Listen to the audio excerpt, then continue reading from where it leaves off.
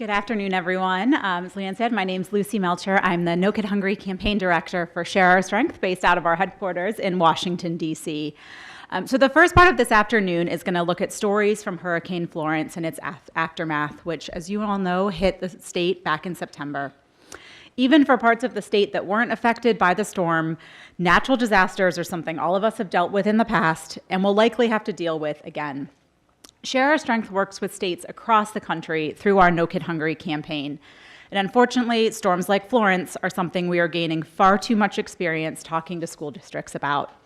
From Texas to Florida to California, the common theme we hear after a natural disaster is that it's the schools that become the haven of security and safety for children. Teachers and principals and nutrition directors go into overdrive to make sure that children know that their school is still a sanctuary to meet their most basic needs. That's why Share Our Strength began offering recovery grants in many states impacted by natural disasters to ensure school districts can get their nutrition programs back up and running as quickly as possible. And I'm so pleased that we are able to provide more than $100,000 in grants in North Carolina to school districts and food banks impacted by Hurricane Florence. Thank you. That funding is being used to replace damaged breakfast carts, flooded refrigerators, or to buy generators to serve after-school meals in school parking lots. Shortly after Hurricane Florence, I reached out to Dr. Lynn Harvey, who you all know well, as the Chief of School Nutrition Services for the North Carolina Department of Public Instruction, to see how Share Our Strength could best support the state. As many of you know firsthand, Lynn is exactly the kind of leader you want during a crisis. Her calm and steady focus never strays from the goal of ensuring that children across North Carolina have access to nutritious meals. Lynn is here to tell us more about the process of managing a portion of disaster response and to recognize the incredible work that was done by people on the ground in the days, weeks, and months after the storm. Please join me in welcoming Dr. Lynn Harvey.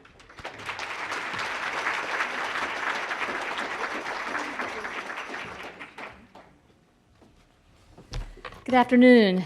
I know that many in this room are moved by just what you just saw. So many of you are reliving it. Those of you who are in those disaster counties, you saw firsthand what that footage looked like. And so if you're like me, your heart is now racing as a result of just seeing that footage. Well, I do want to say that there's a better story at the end of that natural disaster. And the story is about raising our voices collectively. And even in times of crisis, when we put our voices together, we can find something good for the students we serve, for the communities, for the families we serve. So this is a story about just that. Hurricane Florence did create a path of destruction and despair throughout our state, hitting eastern North Carolina and central North Carolina especially hard, leaving families and communities to cope in the aftermath of the storm that lingered for days, produced historic flooding, and changed lives forever. While the School Nutrition Services section at DPI has been involved in disaster recovery in the past, the most recent Hurricane Matthew, this was the first time we saw school nutrition in our state directly involved in disaster preparation, management, and recovery. I believe this heightened level of involvement reflects the great degree of food insecurity, all that you've heard about today, that exists in our schools and communities throughout the state. Our involvement also reflects the critical role that school nutrition programs and child nutrition programs provide as safety nets to families and communities, or nutrition hubs, sources to where families can turn for food, basic needs, certainly. These needs are supporting some of the most economically distressed communities and vulnerable populations in our state. Now, in the days immediately following the governor's declaration of a state of emergency, our team began to communicate and collaborate with local school food authorities to provide technical assistance, to support disaster preparation, and to identify strategies to divert the food supply in preparation for what was predicted to be a very catastrophic storm. Then on September 12th, 2 days before the storm made landfall, we began to coordinate with our colleagues at the Department of Agriculture and Consumer Services and our colleagues at Department of Health and Human Services. Our partners in the Southeast Regional Office of the U.S. Department of Agriculture as well were very closely involved in our work. And for 16 consecutive days, which then turned into 32 consecutive days, we conducted disaster coordination calls with our sister state agencies, our federal partners, and our advocacy groups in order to support children, families, and communities throughout the state. Our goal was making sure that we can get an adequate food supply and other resources to those most in need. And at this time, we still didn't have a correct projection for what this storm would do. We were simply guessing, as everyone in our state and throughout the country were trying to project what the storm would do. As mentioned earlier, we worked with our colleagues in agriculture to identify schools that were serving as emergency shelters and to divert food from schools into those shelters. School-based shelters were critical to families who had evacuated from their homes voluntarily or involuntarily. And at one point, there were 156 school-based shelters that served nearly 25,000 North Carolinians per day. When we think of first responders in a crisis like this, we often think of those public servants who come to our rescue on multiple occasions: police, fire, EMS. We may not think of school nutrition personnel as first responders, but when it came to staffing these emergency shelters, preparing and serving meals, offering care and comfort to children, to families, to senior adults, anyone whose life had been dismantled as a result of the disaster, our school nutrition associates, those who make it their life's work to nourish bodies, minds, and spirits of students, were first, let me repeat, they were first to prepare and staff the emergency shelters, often before the Red Cross, I hear you, the Red Cross, the Salvation Army, FEMA, or other disaster responders. Yes, those school nutrition associates deserve a shout out.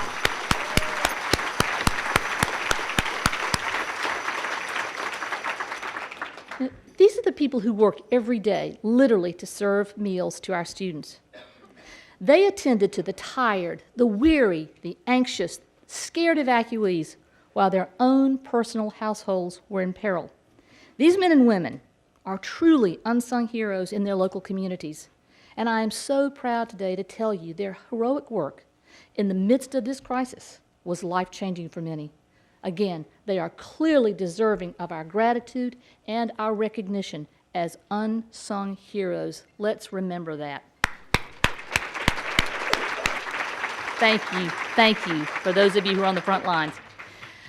Now, meanwhile, our colleagues in agriculture transported over 250,000 pounds of food, much of it intended originally for schools, to emergency shelters or to other partnering agencies. Their work supported the service of nearly 1 million meals to evacuees. And at one point, there were 1,200 road closures in North Carolina, making it virtually impossible to deliver foods to some sites. But our colleagues in agriculture and our mainline food distributors, with whom we also coordinated, delivered what they could, when they could, where they could.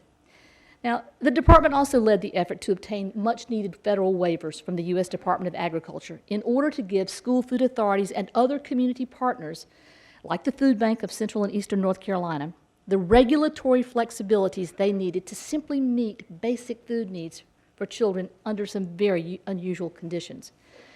Federal waivers offered relief for our schools and communities that enabled them to reduce administrative burden, which is so important in times of crisis, streamline processes, and allow school personnel to focus on basic disaster recovery, essentially providing food to people who had no alternative. Now, of course, the U.S. Department of Agriculture, again deserving of a great shout out from us, demonstrated themselves to be committed partners in granting nearly all of our waiver requests, which were ultimately offered at the local level. And I'll be the first to tell you, those of you who know me, I'm not afraid to hear no. So I will ask, knowing that there's a great possibility I will hear no, but there were very few times when USDA said no to anything we asked. So we've established precedents in our state when it comes to disaster management. We asked for things we felt we needed in order to serve our communities, and USDA granted those. Some of those, we were the first state to ever receive a waiver from the required meal pattern. We knew we couldn't provide reimbursable meals. I'm seeing a lot of you shaking your heads. Those of you on the front line, you knew you couldn't do that because those 1,200 road closures prevented foods from being delivered. So we were authorized to feed whatever we could when we could to students. One of the waivers of which I am so proud and think it's going to be precedent-setting as we go forward was the waiver for congregate meal sites in the summer food service program.